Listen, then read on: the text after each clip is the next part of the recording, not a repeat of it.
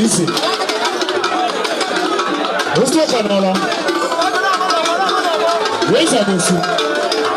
Where's the name? Yes, sir.